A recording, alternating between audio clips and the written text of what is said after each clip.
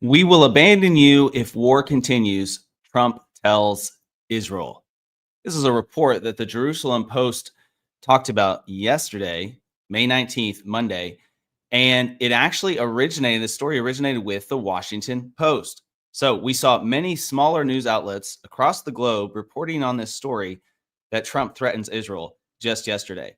But there's a huge twist to the story that's been breaking last night and this morning that I'm going to get into.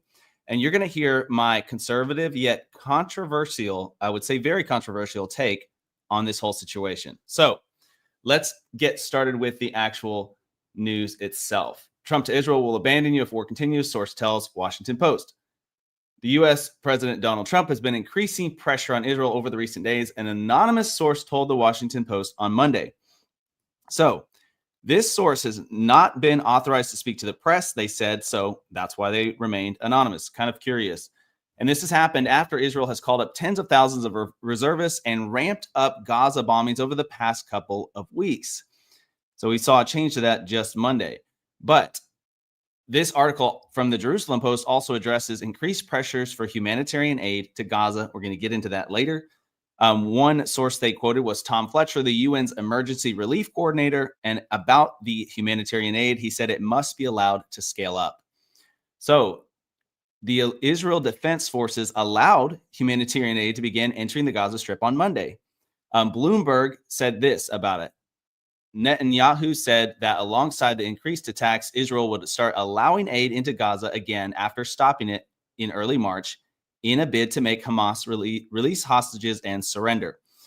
So he posted this video to social media, the prime minister of Israel, and in which he said that they are boosting their efforts to take control of the Gaza Strip. But at the same time, he said, we cannot reach a point of starvation for practical and diplomatic reasons. And his choice of language there has received a lot of backlash because people are saying, oh, you're just doing this because of the pressure and for no other reason.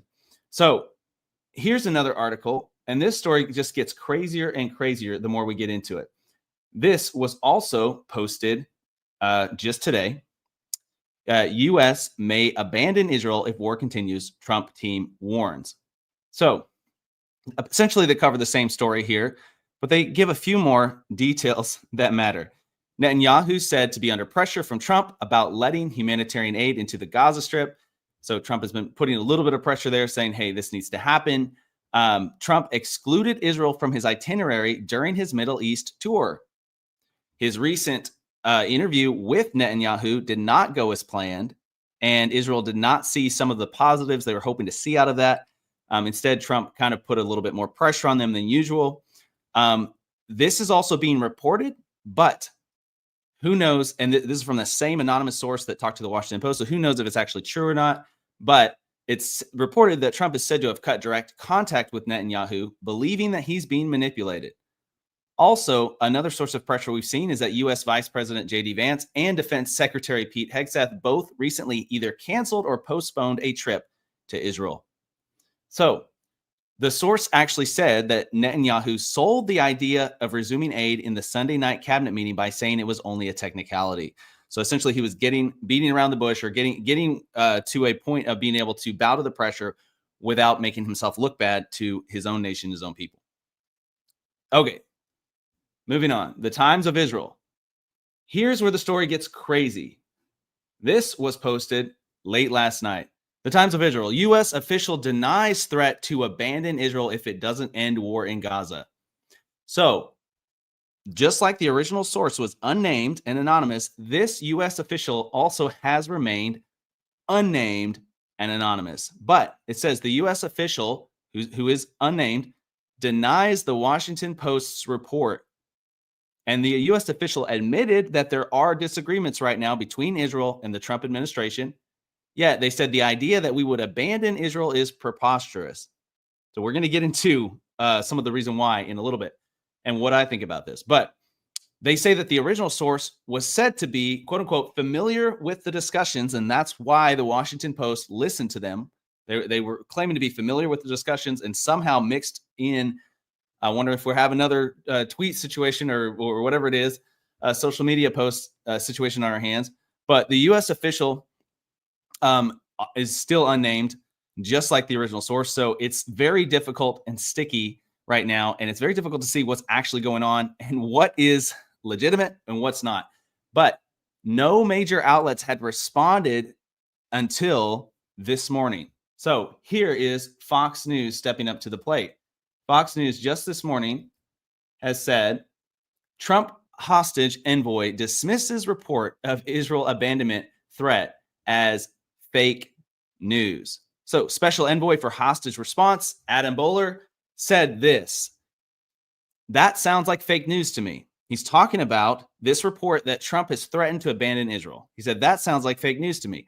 I think the president has maintained a very high degree of support for Israel. He may be saying, hey, listen, let's try to end the war. He might speak strongly, but I think American president in this particular, this president's support, President Trump's support for Israel is ironclad. So he is essentially agreeing with the other U.S. official who said, hey, there may be some disagreements. And he said, hey, he may be speaking strongly right now. So we all know that about Trump. His rhetoric is very straight to the point. He's very blunt. Sometimes he's going to push with his words to get something done, to get what he wants. So that may be what we're seeing here. Another source for this, U.S. Ambassador to Israel Mike Huckabee has also, I believe since today, rejected the claim and called this fake news. So this is not looking good so far for the Washington Post. But is there some truth to the story? Let's keep reading and find out. So The Economist. Well, they're not going to let me read the story until I sign over my kids' inheritance. Israel says it's unleashing an unprecedented attack. Okay, so this came out just yesterday, and they are actually, this is an opinion piece talking about how Netanyahu is facing two different choices right now. Option one, okay, and both of these are defining moments, and all the pressure in Israel's decision has been ramping up because of Trump's recent actions in his visit to the Middle East. One of the things he did was he chose not to visit Israel when he could have. Another thing he did is he has not released some of the sanctions against Israel that Netanyahu was hoping for him to release, but instead he released the sanctions against Syria even after Israel essentially threatened and said and put a lot of pressure on the Trump administration saying, please don't release the sanctions against Syria. Please don't work with Syria. Don't make a deal with Syria. And then Trump went ahead and did it anyways. Trump has also been working with Turkey and Turkey's leader. And Turkey has been one of Israel's main public critics in recent days. So not a good look right now for the Trump administration or Washington and Israeli ability to work together. So it's not looking great, but Israel says it's unleashing an unprecedented attack. So here's the two options. Option one, re-invasion of Gaza to try to eradicate Hamas, which the Israeli Defense Forces, IDF, is already situated for. And this would currently damage Israel's relationship with the Trump administration because Trump is putting this pressure on them saying, hey, you need to back off however long or whatever that looks like. I'm not exactly sure. Didn't do the research there, but they're putting pressure on them. And so that would damage their relationship there. Option two is a ceasefire. Okay. But that could be in the opinion of The Economist, whoever the writer was, that could be detrimental to the Israeli prime minister's look to his own nation and his ability to run the government. Why? Because it's going to look like he's relaxing the pressure that he's putting on the Palestinian forces and the Hamas group there. So it's a very sticky situation. Does he lose some of his favor with the United States? And it seems likely that the U.S. is putting pressure on him based on the current situation and the decisions Trump has made in the Middle East. So that's very interesting. But if he did go along with the ceasefire option, he could start to repair some of the influence he has with the White House. But these are both predictions based on The Economist's opinions. So I'm not going to put all of my stock into that, but it's definitely worth looking into. It's definitely worth considering.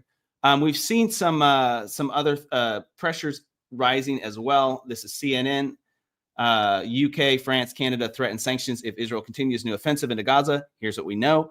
They talk about the pressures that other nations have been putting on Israel over its recent military offensive in Gaza. They want Israel also to stop blocking the aid to the humanitarian aid to those in Gaza, which it technically has done as of yesterday. So maybe some of that pressure has finally gotten to them. But the UK, France, and Canada just threatened to take concrete actions, according to CNN, on Monday.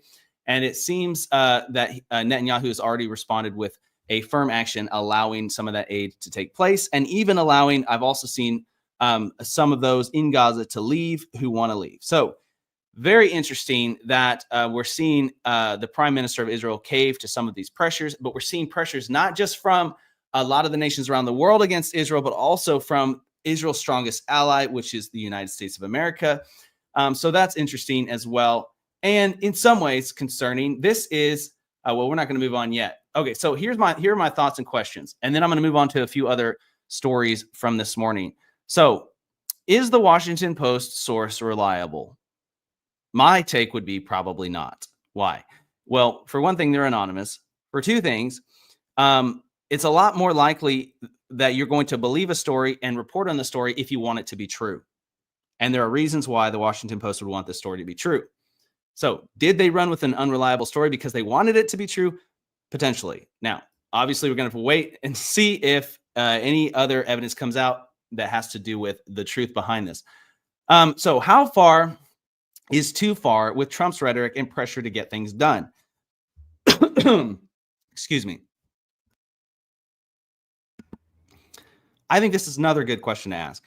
And I believe that in today's world, and the kind of governments we have today, the kind of countries, the kind of tensions we have in the foreign affairs that are taking place, all these different things in the world, you've got to be a strong leader in order to get things done. We've seen that, the difference between Biden's strategies when it comes to foreign affairs and Trump's strategies. And we have seen some of Biden's officials literally come out and publicly admit, dang, I'm impressed with what Trump is doing in the Middle East, because they had to work with Biden for 4 years and they were realizing it takes a strong leader to get things done. And Trump sometimes is willing to cross a line that I wouldn't cross, but we've seen that some of the rhetoric he uses can be very useful in applying the right amount of pressure to get stuff moving. Okay, so yes, I believe sometimes it's justifiable. Other times I think he can cross a line, and that's going to be a case-by-case basis. But do I believe that Trump has really turned on Israel? No. Do I believe the United States has really turned on Israel? No. It would take a lot of evidence for me to get there, right? But here's the question I want to pose to you today. And I would say this is a very controversial question, and I'm going to give you a very controversial answer as a conservative and as a Christian. What if Trump really did turn on Israel? Ooh, making some people upset right now. Sorry to spoil your Tuesday morning. But what if he did? This is my response. You might not like it. You can have a different opinion, and we can agree to disagree, and that's great. I'm going to keep drinking my coffee and going about my day and enjoying life nonetheless. But after much thought, I've come to the conclusion that if Trump really did turn on Israel, I would, depending on the situation, but it's very likely I'd have to support Israel. As much of a Trump supporter as I am. Why? Well, it really, for me, comes down to not just politics and not just me being pro-America, which I very am, not just my patriotism, which I have a lot of, but it comes down to my faith. And at the end of the day, my faith, my Christianity informs my patriotism and my politics, not the other way around. So I believe the Bible supports Israel. It calls for us as Christians to support Israel. If you're a fellow believer like I am, and if not, welcome to the show. I'm glad you're here nonetheless. And that would be my stance. Now, I'm hoping and praying it doesn't come to that. And I don't think it will, to be honest. But I believe it's a good question to ask. So, especially if you want to get yourself hot under the collar on a live stream on a Tuesday morning. For those of us who do support Israel, I would say this is a very good reminder. And one of the reasons I'm asking this question, this is a very good reminder that we need to be letting our leaders know that we do support Israel. And then at the same time, we need to not be willing to cross the line and justify things Israel's doing or things that are happening around the world just because we are supporting a nation or because we like the leaders or something like that. But with all the pressures that Israel is receiving right now, it could use some support. They could use some encouragement, and our leaders could use encouragement to continue supporting them as well. That's my take on that. Moving on to other topics. President Trump has signed the Take It Down Act. This is a bill that allows legal action to be taken against big tech for turning a blind eye to AI generating images that are essentially abusing the victims, which are unconsenting people whose images are being used for things that I am not going to get into. But the bill is officially signed into law, and it criminalizes the publication of non-consensual intimate imagery that includes deep fakes and what they're calling revenge images. Interestingly enough, First Lady Melania Trump has championed the bill and has been a crucial player in the passage of it, probably because she's been a victim of some of this online, but also she has made history being the first lady to first lady, say that 3 times fast, to ever sign a bill alongside the president's signature. That's pretty dang cool. The bill requires platforms to remove any questionable images within 48 hours of notification and makes it a federal crime to publish images that fall under the specifications. So there is a little bit of a concern here with free speech. Yes, but at the same time, I'm a big advocate for removing certain types of material from the internet and from public consumption, and this would fall into that category. So, number 2, yesterday afternoon, President Trump had a 2-hour-long phone call with President Putin. So this was highly anticipated, huge in the news yesterday. There's no official ceasefire agreement as of yet, but President Trump is confident that Putin will immediately start negotiations toward a ceasefire. Ukraine has agreed to an immediate 30-day ceasefire, but Russia has not offered a time frame as of yet. President Trump has made it clear that this is likely the last attempt for the U.S. to intervene, and if no action is taken to achieve a ceasefire, he said, I'll just back away, and they're going to have to keep going. So Trump has gotten a little bit frustrated. Obviously, we've seen people reporting on some of his frustrations having to do with this, and I think it's just taking a lot of time and effort out of his schedule, and so he's probably not wanting to deal with it anymore because he's got a lot of things going on. But Trump suggests that the Pope Leo XIV, would host Ukraine-Russia talks in the Vatican. Interesting. He's diverted to Pope Leo and essentially reaffirming the Pope's offer to negotiate the terms. This is something the Pope offered, I believe, just about a week ago. European leaders are considering sanctions on Russia if they do not back down. But again, they've provided no time frame. Interesting. A couple other smaller things in the news. On the heels of Biden's cancer news, President Trump doubles down on an autopen investigation. So if y'all have not seen the autopen episode that we did a couple months back, we did a deep dive into what was really going on with Biden's autopen. Obviously, he had signed a lot of things, and now we're finding out potentially, we're not sure if he had cancer at the time or not, or if that's a recent development. It seems likely that it's not recent and that they already previously knew about it because of the stage that he's in. But at the same time, I believe we should be praying for Biden, even though I don't like him particularly. As a Christian, I'm going to pray for him and try to support him in that way, at least. Pray for his recovery. And yet at the same time, we saw that a lot of bad things were happening in the Biden administration and in the White House at the time. And some of those things being stuff was getting signed that it looks like very likely that Biden was not actually authorizing and somebody else was using the autopen. And we get into who that person might have been and a lot of the evidence pointing towards misuse in that longer episode we did all about Biden's autopen. So I'm going to link that below this live stream after the stream is over. But on the heels of the cancer news, Trump has doubled down on the autopen investigation. And in a commentary about the tax bill, President Trump asked once again, who was operating the autopen? And he said, we had a president that didn't sign anything. So interestingly, it's interesting that he's brought that up again. Even at this time where, obviously Biden's released this sad news for him and his family. But at the same time, the truth does need to come out. And if an investigation needs to take place, it needs to take place.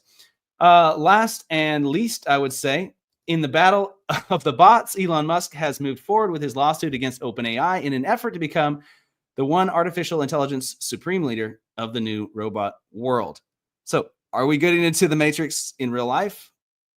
We shall see. Either way, there can only be one AI master. And the lawsuit, if successful for Musk, would make him and his XAI the primary AI platform. So I'll have to see how that plays out. I'm going to print this poster off and hang it up on my wall for the sake of good times. All right. This has been Filibusted weekday live stream. Y'all take it easy, and I'll see you next time.